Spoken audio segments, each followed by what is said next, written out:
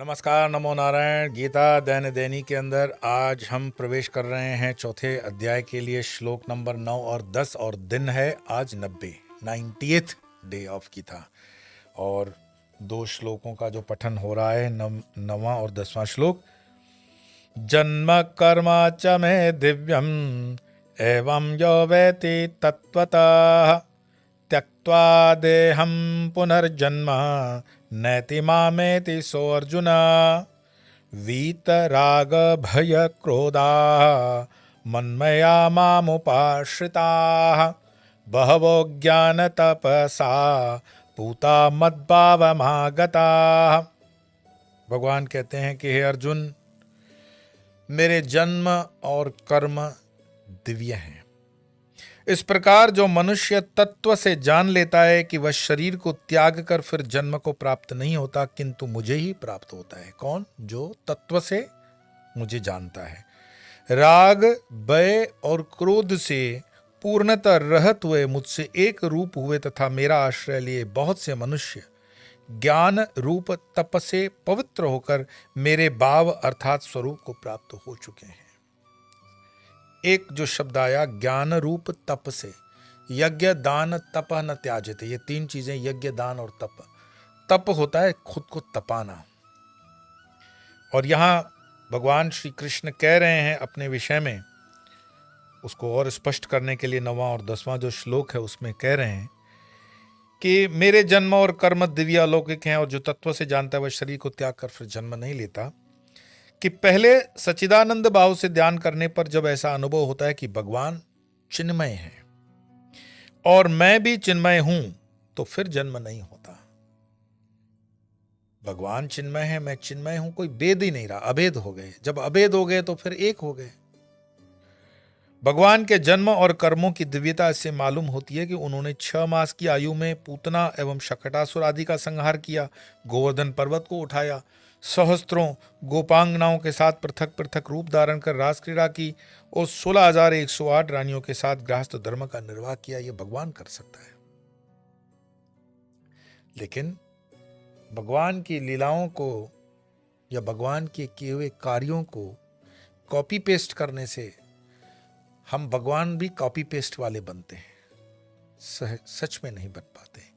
क्योंकि वो जो उसके अंदर तन्मयता, रसमयता, एकाग्रता होनी चाहिए, कॉपी पेस्ट वाली है। वो वही जरासंध वाले 2 डुप्लीकेट प्लाईवुड के हाथ लगा दिए और बोले मैं चतुर्भुज हूं भगवान कृष्ण, तो लोग हंसेंगे।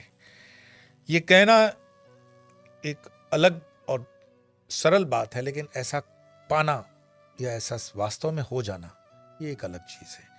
तो स्वरूप का अनुभव सत्य, चित, आनंद और अद्वैत, इन 4 दृष्टियों से होता है, इन 4 दृष्टियों से होता है। स्वरूप खुद को कैसे करोगे?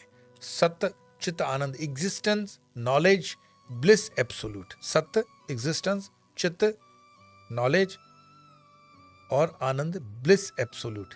ये सत्य, चित, आनंद आत्मा का स्वरूप है और वो अद्वैत होना चाहिए, द्वैत नहीं। द्वैत मीन्स दो, अद्वैत जहां पे दूसरा नहीं है, ये अद्वैत।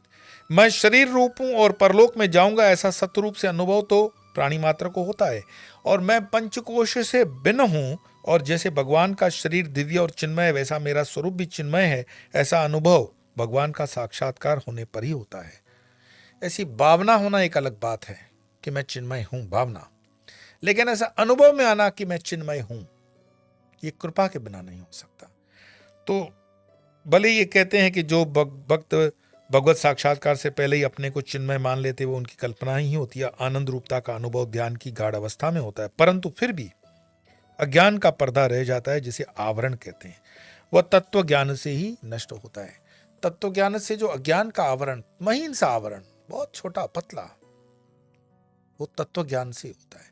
और यही तत्व ज्ञानी गुरु की व्याख्या आगे के श्लोकों में कृष्ण करेंगे कि तुम्हें तत्वज्ञानी गुरु के श्री चरणों में बैठ करके ज्ञान पाना चाहिए।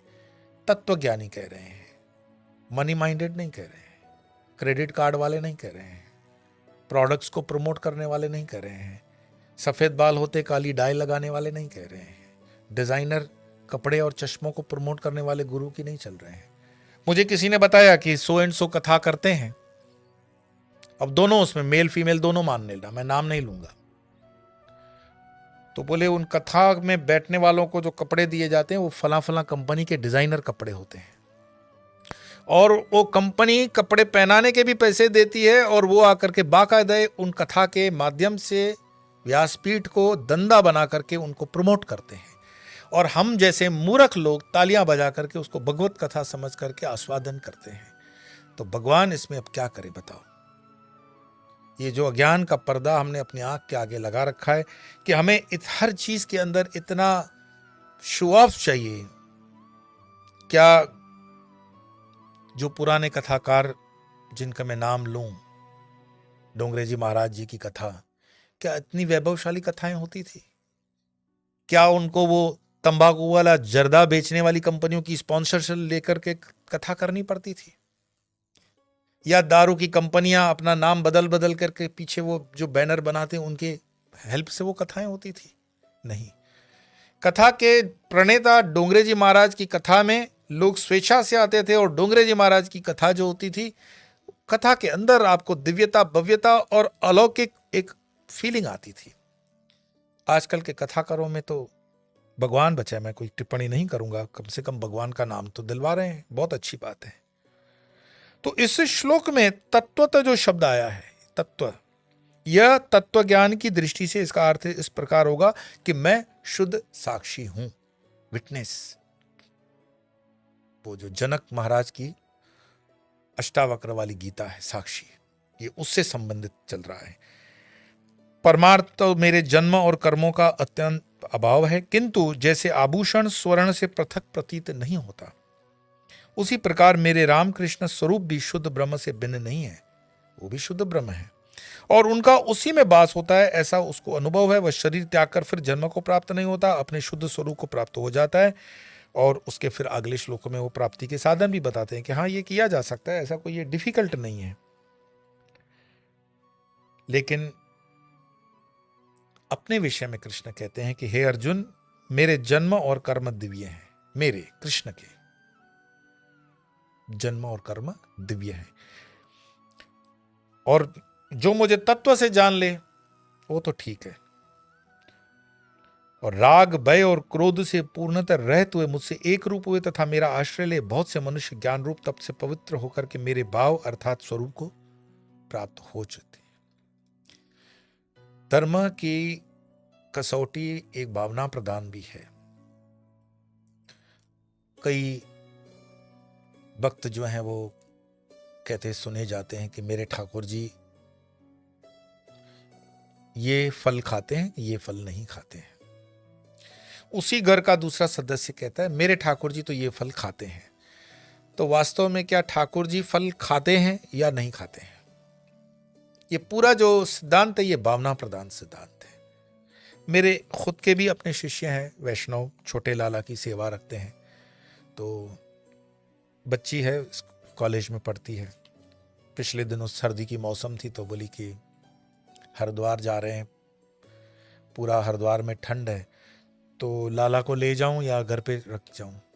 मैंने कहा तुम घर पे रख जाओगी तो लाला तुम्हारे साथ नहीं चलेंगे, और तुम्हारे साथ जब हैं तो कोई दिक्कत? तो बोले हाँ, लाला जी को ठंड लग सकती है। तो मैंने कहा फिर उसका कोई उपाय तुम्हारी दृष्टि में? बोले वो जो वार्म क्लोथ्स मिलते हैं उनको कटिंग करके उनके लिए पूरा बनाऊं, वार्मर वगैरह जो भी हैं, स्वेटर वगैरह को शॉल से ऊनते भी हैं। मैंने कहा कि उससे फिर क्या लगता है, वो लाला जी को ठंड नहीं लगेगी? अब भावना उनकी कि लाला जी जो है वो छोटे से स्वरूप में है, और उनको अगर इस तरह से वार्म क्लोथ्स दिलवाए जाएं तो उनको सर्दी नहीं लगेगी। लेकिन जो अनंत कोटि ब्रह्मांड का नायक है, जिसने अनंत सूर्य बनाए हैं, जिसने अनंत सागर बनाए, जिसने ये बर्फ के पहाड़ बनाए हैं, उस भावना से सोचो। और करोड़ों करोड़ों नर नारायण के स्वरूप में वो विचरण भी कर रहे हैं। और देख लो, प्रारब्ध के अनुसार, कर्म के अनुसार, तपस्या के अनुसार, किसी को बिल्कुल इंपोर्टेड ब्लैंकेट मिल जाता है और किसी को ढकने के लिए ठीक से एक कपड़ा नहीं मिलता। तो जीता जागता नारायण भी उसमें है, ऐसी बात नहीं है कि नारायण उसमें नहीं है।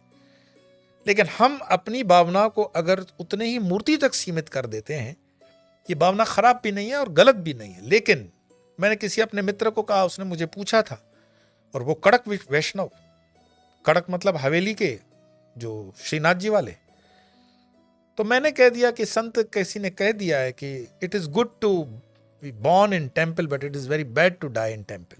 अर्थात ये बहुत अच्छी चीज है कि तुम मंदिर में तुम्हारा जन्म हो, लेकिन मंदिर में मरना नहीं चाहिए। अंबेडकर जी के शब्दों से कहूं कि जिस धर्म में मैं पैदा हुआ मैं उस धर्म में मरूंगा नहीं, ये उनका एक धर्म के विद्रोह में सेंटेंस है। लेकिन जिन परिवेश में आप पैदा हुए हो, सपोज करो आप जिस परिवार में पैदा हुए हो वो 1 रूम किचन वाला घर है, उस घर में पैदा होना तो बहुत अच्छी बात है, लेकिन मरते हुए भी उसी संपत्ति को उतना ही रखा, तो फिर आपने उसमें जोड़ा क्या, क्या कर्मयोग किया? पिताजी ने तो आपको दिया ही, माता पिता ने आपको दिया ही कि 1 रूम हॉल किचन वाला ये फ्लैट में जिसमें आप पैदा हो गए। मैं कई ऐसे निठल्ले युवाओं को देखता हूं, पिताजी की दी हुई संपत्ति को कभी 1% भी आगे ले नहीं जा पाए। तो तुमने जीवन में फिर उद्योग क्या किया? तो धर्म भी ऐसा है कि अगर मान लीजिए गायत्री आपको मिल गई, गाय आपको मिल गई, गुरु आपको मिल गए, गीता आपको मिल गई, उसके अलावा भी तो कोई अनुष्ठान, ये तो पारिवारिक आपको अनुष्ठान मिल ही गए हैं, इसमें क्या जोड़ा आपने? कोई तपस्या आपने जोड़ी? तो अध्यात्म की यात्रा में जोड़ना होता है, तोड़ना नहीं होता। आप मुझे बताओगे कि बैंक बैलेंस हमने जोड़ दिया, मान लो कि 1 रूम हॉल किचन वाला 10,000 करोड़ की संपत्ति भी जोड़ लिया, लेकिन वो संपत्ति उसकी इस जगत की संपत्ति है, इसी जगत में रहने वाली है। आज तक मुझे एक व्यक्ति बताओ जो इस संपत्ति में से 1 रुपया भी अपने साथ चित्रगुप्त के पास ले गया हो? कोई नहीं है। धनाढ़े से धनाढ़े व्यक्ति नहीं ले पाया। और ये सब ज्ञान देते हैं, समझते नहीं, फिर भी 2 हाथों से पैसा जमा करना की वृत्ति हम छोड़ नहीं पाते हैं। क्यों? तो वो जो आवरण कृष्ण कहते हैं ना कि वो उस आवरण के कारण, और यही आवरण जो है ना, कई लोगों को ऐसे हो जाता है कि नहीं आजकल तो मेरा भगवान से अच्छा ट्यूनिंग है, मेरा भी भाव हो गया है, भगवान में और मेरे में कोई फर्क नहीं है। ऐसा सोचना एक भावनात्मक तो ठीक है, लेकिन वास्तव में नहीं। अभी भी उस आवरण के नीचे हम दबे हुए हैं। उस आवरण को धीरे धीरे हटाना है, उस आवरण को धीरे धीरे तोड़ करके उस यात्रा पे निकल जाना है। तो जहां भी आंख खुले वहां सवेरा है। अगर ये आवाज आपके कान में आज पड़ रही है और ये आवाज अगर थोड़ी सी चित्त में अंदर उतर सके, तो दिन के 10 मिनट के लिए ही अगर आपको विचलित कर लेती है, तो समझ जाना आप जिंदा हो। बाकी तो यहां से सुना, यहां से निकाल दिया, या अंगूठे से फॉरवर्ड कर दो, कोई फर्क नहीं पड़ता। तो अपने को जगाना, चैतन्य से एक हो जाना, और जैसे हमेशा हम अंत में 2 श्लोकों का पाठ करते हैं वैसे करेंगे। आइए।